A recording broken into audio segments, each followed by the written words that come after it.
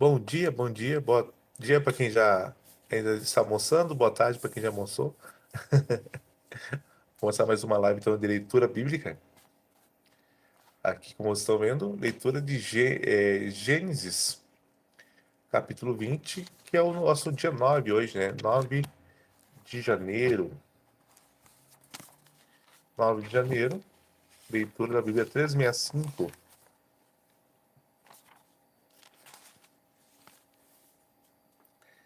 Ó, tô com a Bíblia 365 em mãos aqui. 365. Bíblia 365, a gente tem já os textos sugeridos do dia 9. Começamos com Gênesis capítulo 20. Aqui vocês podem ver aqui, ó, nós estamos falando do herói da fé Abraão, que é aqui no verso 20 aqui, Abraão mente para Abimeleque. É nessa parte do contexto da história bíblica que nós estamos. Tem o nascimento de Isaac, Abraão expulsa Agar e Ismael. Aqui tem um resuminho aqui, né? Nosso PDF aqui de estudo. Vamos orar então para começar esse momento. Senhor amado, estamos em sua presença, Pai. Pedimos a tua compreensão, que o Espírito Santo esteja nos guiando neste momento, que possamos cada vez mais entender e compreender a tua palavra. Aprendemos lições através das tuas mensagens, Pai, através da palavra que vem do Senhor. Seja conosco nesse momento, abençoa cada vida aqui nessa live. Em nome de Jesus, amém. Então, dia 20, então, capítulo 20. Dia 20, não, dia 9, capítulo 20. A altura tá boa aí? Eu tô aqui de forma improvisada aqui, mas a gente tá fazendo acontecer, né? Ó. Então, o, o título de hoje é Abraão mente para Abimeleque. Abimeleque é um rei. E Abraão partiu dali para a região do Neguebe e foi viver em Cádiz, entre Cádiz e Sur. Depois morou algum tempo em Gerar. Ele dizia que Sara, sua mulher, era sua irmã. Então Abimeleque, rei de Gerar, mandou buscar Sara e tomou-a para si. Certa noite, Deus veio a Abimeleque num sonho e ele disse: Você morrerá, a mulher que você tomou é casada. Mas Abimeleque, que ainda não havia tocado nela, disse: Senhor, destruirias um povo inocente? Destruirias um povo inocente? Não foi ele que me disse: Ela é minha irmã? Falando que Moisés falou isso para ele, né? Dedurou Moisés. Moisés, Abraão. Dedurou Abraão. É, não. O dele estava na reta, né? A vida dele estava na reta e dedurou Abraão. O que fiz foi de coração puro e de mãos limpas. Então Deus lhe respondeu num sonho: Sim, eu sei que você fez isso de coração puro. Eu mesmo impedi que você pecasse contra mim e por isso não lhe permiti tocá-la. Agora devolva a mulher ao marido dela. Ao marido dela. Ele é profeta e orará em seu favor, para que você não morra, mas se não a devolver, seja certo que você e todos os seus morrerão. Eita! Na manhã seguinte, Abimeleque convocou todos os seus conselheiros, e quando lhes contou tudo o que acontecera, tiveram muito medo. Depois Abimeleque chamou Abraão e disse: O que fizeste conosco? Em que foi que pequei contra ti para que trouxesse tamanha culpa sobre mim e sobre o meu reino? Abimeleque era um cara de bom coração mesmo, né? Que ele realmente se importou com isso. Claro, apesar de Deus ter dado esse susto em sonho, né? Mas Abimeleque também era um cara de coração puro. O que me fizeste não se faz a ninguém. E perguntou Abimeleque a Abraão: O que te levou a fazer isso? Abraão respondeu: Eu disse a mim mesmo: Certamente ninguém teme a Deus neste lugar, e irão matar-me por causa da minha mulher. Além disso, na verdade, ela é minha irmã por parte de pai, mas não por parte de mãe. E veio a ser a minha mulher. Oh! Sara era meia-irmã de Abraão. O pai de Abraão é mesmo o pai de Sara. Que interessante. E quando Deus me fez sair errante da casa de meu pai, eu disse a ela: Assim você me provará a sua lealdade. Em qualquer lugar onde fomos, diga que sou seu irmão. Então Abimeleque trouxe ovelhas e bois, servos e servas, deu-os a Abraão e devolveu-lhe Sara, sua mulher. E disse: Abimeleque: Minha terra está diante de ti, podes ficar aonde quiseres. A Sara, Abimeleque disse a Sara: Estou dando a seu irmão 1.000 peças de prata para reparar a ofensa feita a você, diante de todos os seus. Assim todos saberão que você é inocente. A seguir, Abraão orou a Deus e Deus curou Abimeleque, sua mulher e suas servas, terceira outras mulheres do Abimeleque, de forma que puderam novamente ter filhos, porque o Senhor havia tornado estéreis todas as mulheres da casa de Abimeleque por causa de Sara, mulher de Abraão. Eita! Agora vamos para o capítulo 21, o nascimento de Isaac. Gostei dessa separação que eu fiz aqui pro capítulo aqui. Ficou bacana, né? Ok, agora o assunto é nascimento de Isaac. O Senhor foi bondoso com Sara, como lhe dissera, e fez por ela o que prometera. Sara engravidou e deu um filho a Abraão em sua velhice, na época fixada por Deus em sua promessa. Abraão deu o nome de Isaque ao filho que Sara lhe dera. Quando seu filho Isaque tinha 8 dias de vida, Abraão o circuncidou, conforme Deus lhe havia ordenado.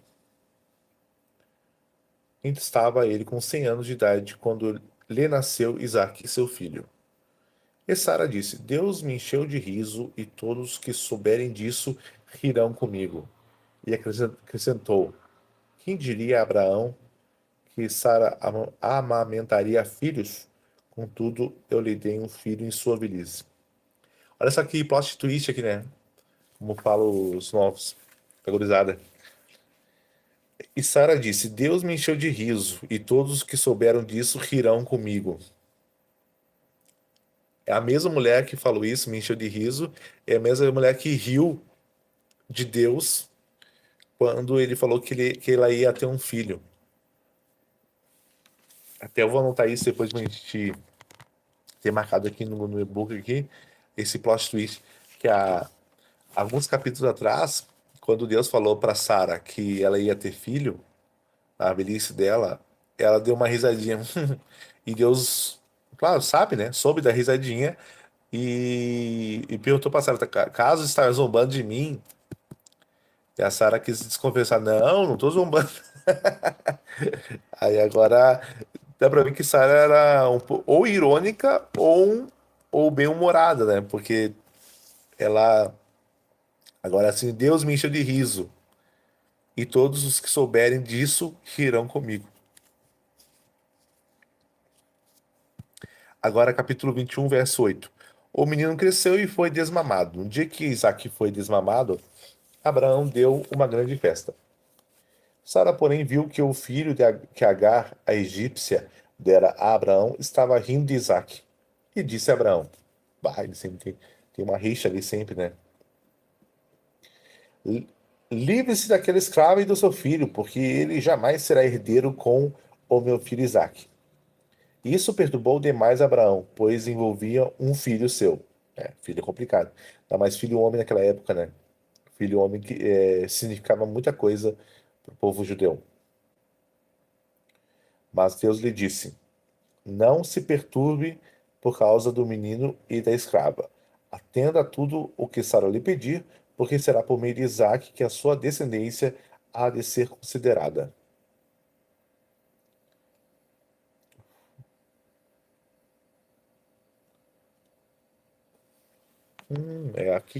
É nesse pedaço aqui que o Abraão expulsa Agar e Ismael.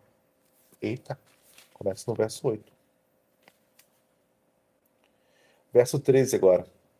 Mas também do filho escravo farei um povo, pois ele é seu descendente.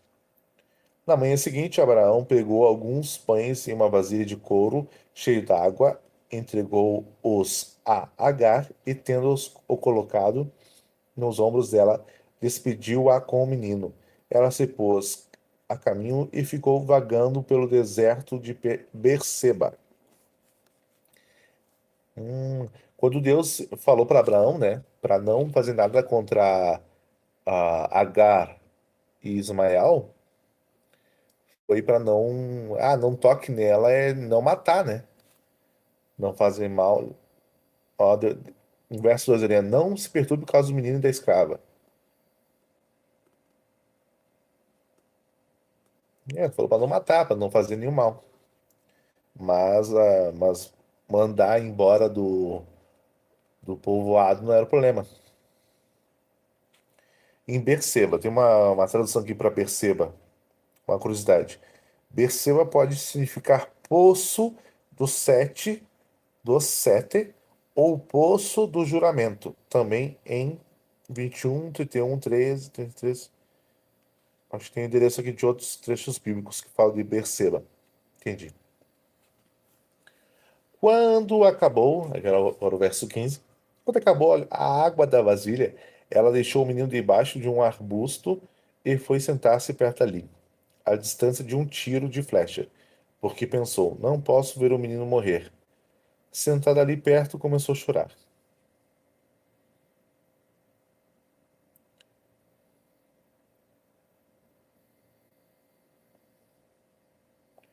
Ó, sentada ali perto, começou a chorar. Mas a curiosidade aqui é: a Septuaginta diz e o menino começou a chorar. Então não foi ela que chorou, foi o menino. Verso 17: Deus ouviu o choro do menino e o anjo de Deus do céu chamou Agar. Ele disse: o que aflige Agar? Não tenha medo. Deus ouviu o menino chorar, lá onde você o deixou. Levante o menino, tome-o pela mão, porque dele farei um grande povo.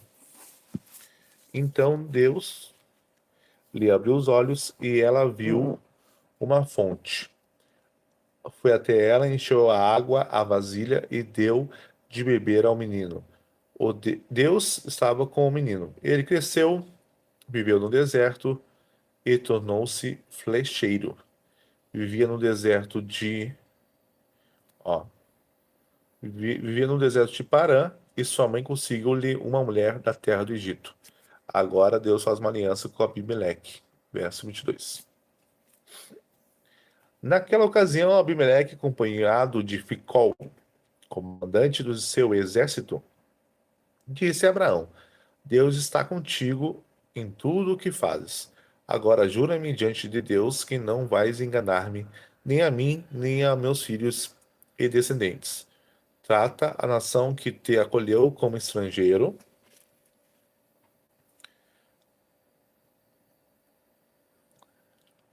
com a mesma bondade com que te tratei. Respondeu Abraão: Eu juro. Todavia Abraão reclamou com Abimeleque a respeito de um poço que os servos de Abimeleque lhe tinham tomado à força. Mas Abimeleque lhe respondeu: fez isso, nunca me disseste nada, e só fiquei sabendo disso hoje.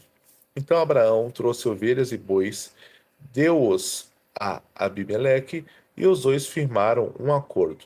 Abraão separou 7 ovelhas do rebanho, do rebanho, pelo que Abimeleque lhe perguntou: que significam essas 7 ovelhas que separaste das demais? Ele respondeu: aceitas estas 7 ovelhas de minhas mãos como testemunho de que eu cavei este poço?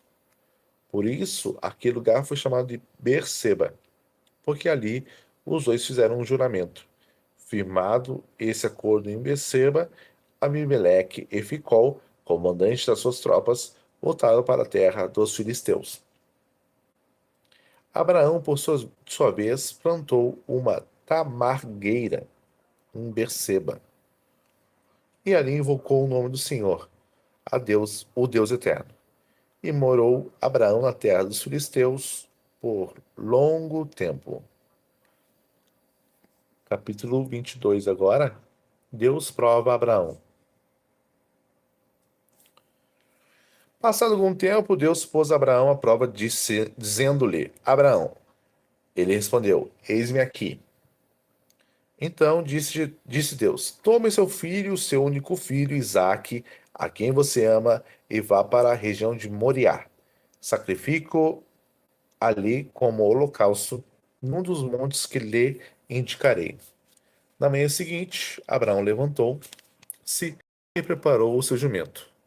Levou consigo 2 de seus servos e Isaque, seu filho.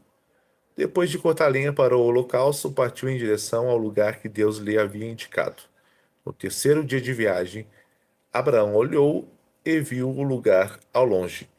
Disse ele a seus servos: Fiquem aqui com o jumento, enquanto eu e o rapaz vamos até lá. Depois de adorar, voltaremos. Abraão pegou a lenha para o holocausto e a colocou nos ombros de seu filho Isaque. E ele mesmo levou as brasas para o fogo e a faca. E caminhando os dois juntos, Isaque disse a seu pai, Abraão: Meu pai. Sim, meu filho, respondeu Abraão. Isaque perguntou: As brasas e a lenha estão aqui, mas onde está o cordeiro para o holocausto? Respondeu Abraão: Deus mesmo há de prover o cordeiro para o holocausto, meu filho. E os dois continuaram a caminhar juntos. Quando chegaram ao lugar que Deus lhe havia indicado, Abraão construiu um altar e sobre ele arrumou a lenha. Amarrou seu filho Isaque e o colocou sobre o altar, em cima da lenha. Então estendeu a mão e pegou a faca para sacrificar o seu filho. Mas o anjo do Senhor o chamou do céu. Abraão, Abraão! Eis-me aqui, respondeu ele. Não toque no rapaz, disse o anjo. Não lhe faça nada. Agora sei que você teme a Deus, porque não me negou o seu filho, o seu único filho. Abraão ergue os olhos e viu um carneiro preso pelos chifres num arbusto. Foi lá pegá-lo e o sacrificou como holocausto em lugar de seu filho. Abraão deu-lhe, deu-lhe, Abraão deu-lhe aquele lugar o nome de O Senhor proverá. Por isso até hoje se diz, no monte do Senhor se proverá. Pela segunda vez, é, pela segunda vez o anjo do Senhor chamou do céu a Abraão e disse: Juro por mim mesmo, declara o Senhor, que, por ter feito o que fez, não me negando seu filho, o seu único filho, esteja certo que abençoarei e farei seus descendentes tão numerosos como as estrelas dos céus e como a areia das praias do mar. Sua descendência conquistará as cidades dos que lhe forem inimigos, e por meio dela todos os povos da terra serão abençoados, porque você me obedeceu. Então voltou Abraão a seus servos e juntos partiram para Berseba, onde passou a viver.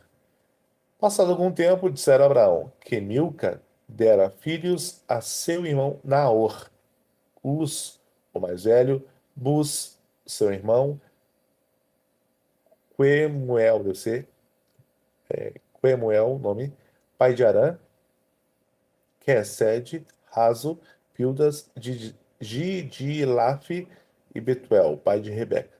Esses foram os 8 filhos que Milca deu a Naor, irmão de Abraão. E sua concubina, chamada Reumá, teve os seguintes filhos: Tebá, Gaã, Taás e Maaca.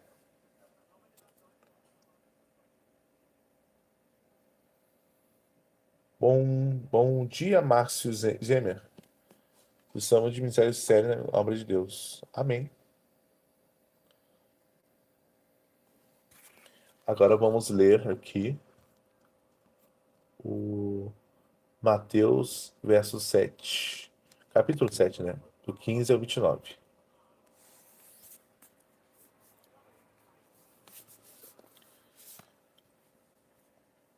Isso aqui é bem interessante.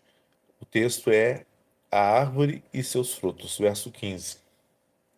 Cuidado com os falsos profetas. Eles vêm A vocês vestidos de pele de ovelhas, mas por dentro são lobos devoradores.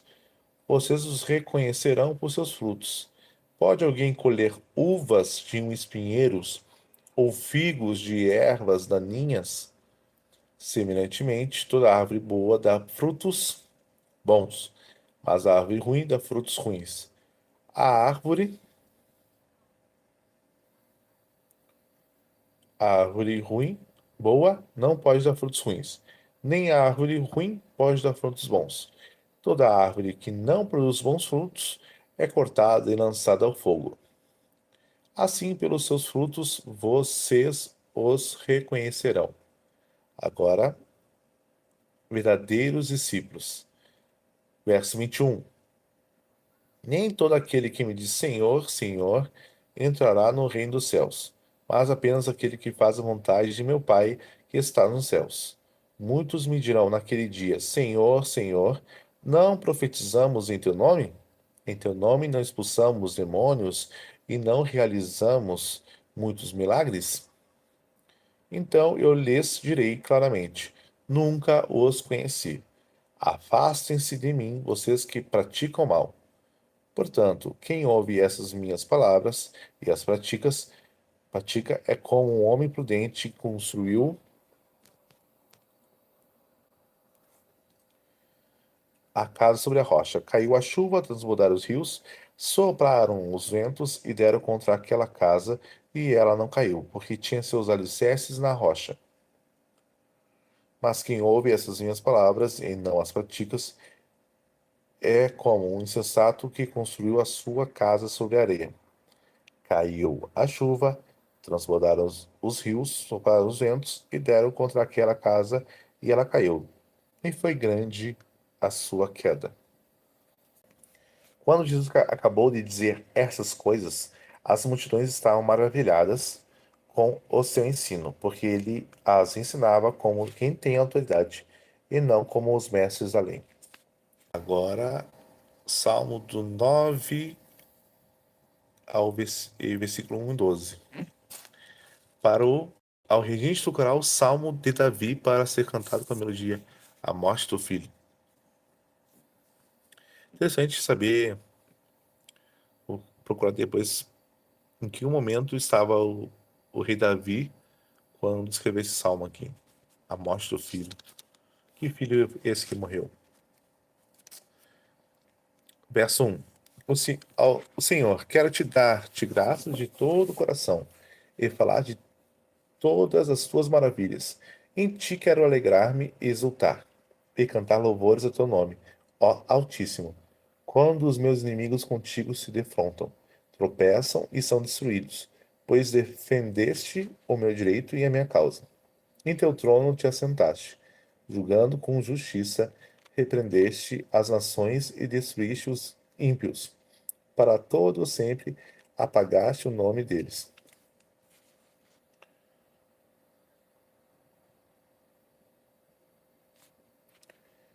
O inimigo foi totalmente arrasado para sempre. Desarraigaste as suas cidades. Já não há quem delas se lembre. O Senhor reina para sempre, estabeleceu seu trono para julgar. Ele mesmo julga o mundo com justiça. Governa os povos com retidão. O Senhor é refúgio para os oprimidos, uma torre segura na hora da adversidade. Os que conhecem o teu nome confiam em ti, pois tu, Senhor, jamais abandonas os que te buscam. Cantem louvores ao Senhor, que reina em Sião. Proclamem entre as nações os seus feitos. Aquele que pede contas do sangue derramado não esquece, e ele não ignora o clamor dos oprimidos. Agora vamos para Provérbios capítulo 2. Provérbios capítulo 2, verso 16. É uma continuidade dos benefícios da sabedoria.